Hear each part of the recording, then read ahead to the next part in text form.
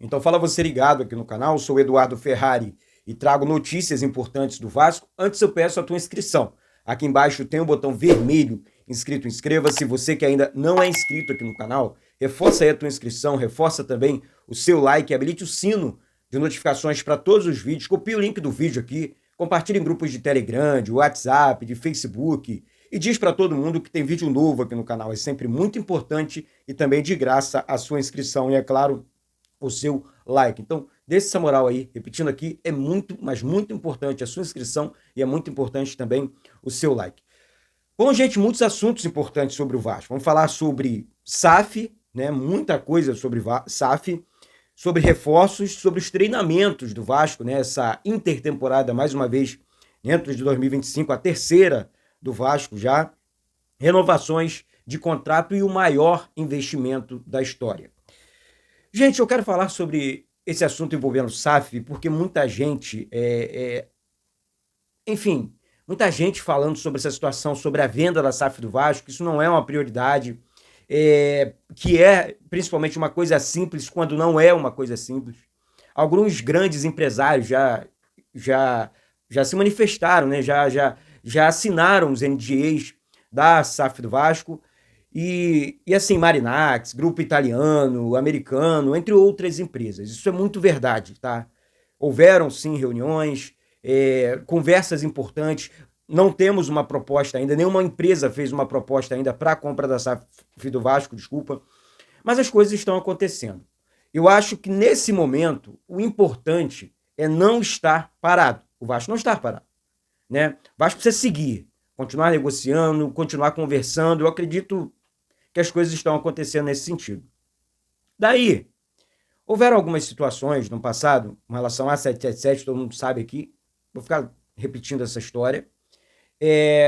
Ontem também saiu mais uma informação dentro desse assunto, né? Porque tinha a ver com o CEO da 777, que era o Lúcio Barbosa, né? Quando aconteceu aquela confusão envolvendo Ramon Dias e Emiliano Dias, né? Com a demissão, pedido de demissão dentro do vestiário. Eu estava naquele jogo, estava no campo de jogo, inclusive, enfim, e aí o Vasco estuda, né? Se o Vasco for prejudicado com relação ao processo, né? O Vasco foi processado pelo Ramon Dias e o Emiliano Dias, ou seja, se o Vasco tiver que pagar 30 milhões para esses dois, o Vasco vai passar essa responsabilidade para o Lúcio Barbosa, o CEO do Vasco, entre aspas, o presidente do Vasco, então, na época. Então, assim, muitas coisas erradas aconteceram, desculpa, no passado recente do Vasco. Então as coisas precisam mudar, né? E esses irresponsáveis do passado, na minha opinião, eles precisam prestar conta. Mas precisam mesmo. O jurídico do Vasco precisa, sabe, agir com muita contundência, com muita seriedade em cima disso. Convocando esses caras, intimando esses caras, né? Luiz Melo, Lúcio Barbosa, o Alexandre Matos também, a empresa 777, Jorge Salgado, muita gente envolvida nessa situação envolvendo venda da SAF do Vasco, e o Vasco foi totalmente prejudicado. Totalmente. E hoje a venda continua sendo uma prioridade, só que aconteceu uma outra venda, né, da 777 para a ICAP, né? Eles venderam, passaram lá a conta Vasco da Gama para a ICAP, enfim.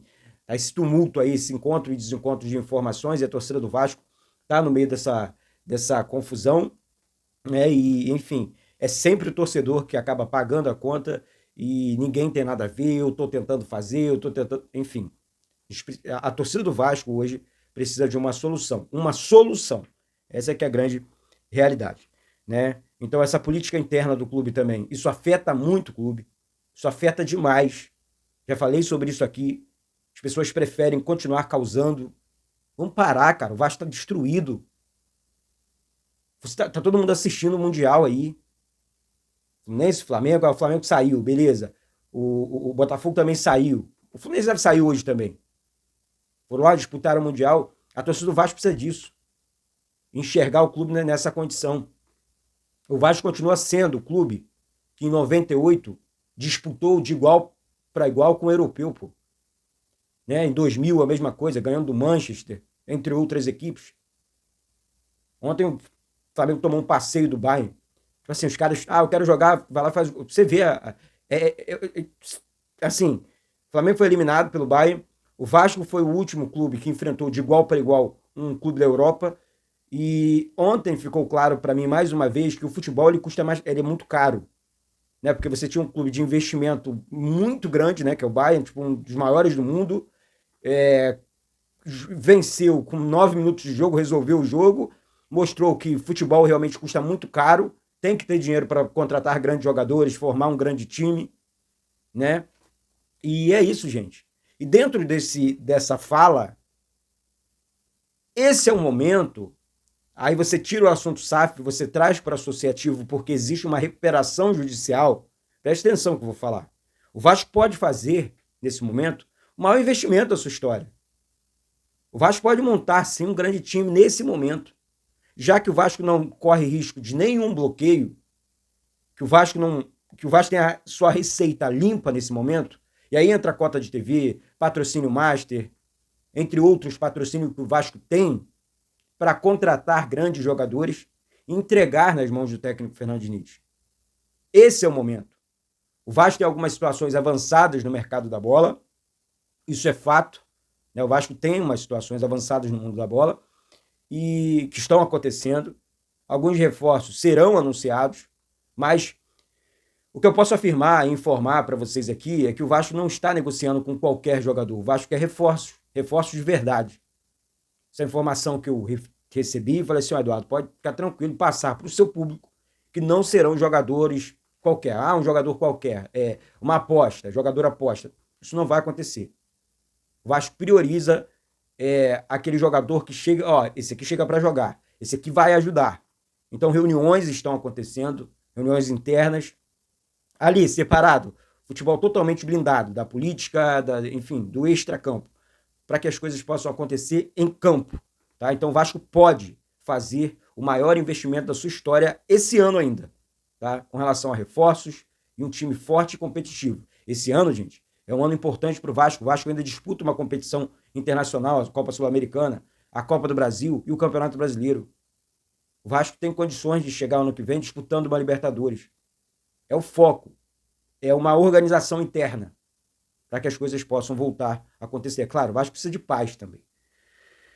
Falando aqui sobre algumas renovações de contrato, o Vasco tem encaminhado com o Felipe Coutinho, camisa 10 do Vasco, é o 10, enfim, é o craque desse time do Vasco, é o grande astro desse time do Vasco. Coutinho, uma renovação de contrato adiantada até junho do ano que vem, ou seja, mais um ano de contrato para o Felipe Coutinho. Estou torcendo muito por essa situação. O contrato do Felipe Coutinho se encerra hoje, tem um contrato encerrado do Felipe Coutinho, e aí o Vasco conseguiu adiantar essa situação, e o Coutinho repetindo aqui, é muito importante para o Vasco, para a sequência do Vasco na temporada, e o técnico Fernando Diniz conta muito com ele, então a renovação de Vasco, entre Vasco e Felipe Coutinho, muito bem adiantada. A outra renovação de contrato, muito bem encaminhado para mais 1, 2, 3 anos, é com o goleiro Léo Jardim, até o final de 2028. O Vasco conseguiu adiantar essa renovação de contrato também, e está tudo bem conversado entre as duas partes. Então, o goleiro Léo Jardim vai assinar a sua renovação de contrato, e é o fim de uma novela importante dentro do Vasco, né? Então, assim, acaba uma novela, né, que se arrastou aí durante um bom tempo entre Vasco e o goleiro Léo Jardim, tá? Sobre os treinamentos dados pelo técnico Fernando Diniz, olha, vem chamando a atenção alguns jogadores, hein, se destacando. Guilherme Estrela voltou muito bem. Nuno Moreira, mais uma vez, se destacando, cada mais adaptado ao futebol brasileiro, né? O Coutinho treinando muito bem, voando nos treinamentos. Então, nós temos algumas situações acontecendo de maneira interna, né? Porque, enfim, é uma intertemporada no meio da temporada, né? São 30 dias de treinamentos. O Vasco vai fazer amistosos importantes agora. Vamos transmitir esses amistosos aqui, tá? Então não fica de fora, não. Confirma aqui embaixo a tua inscrição, confirma o teu like.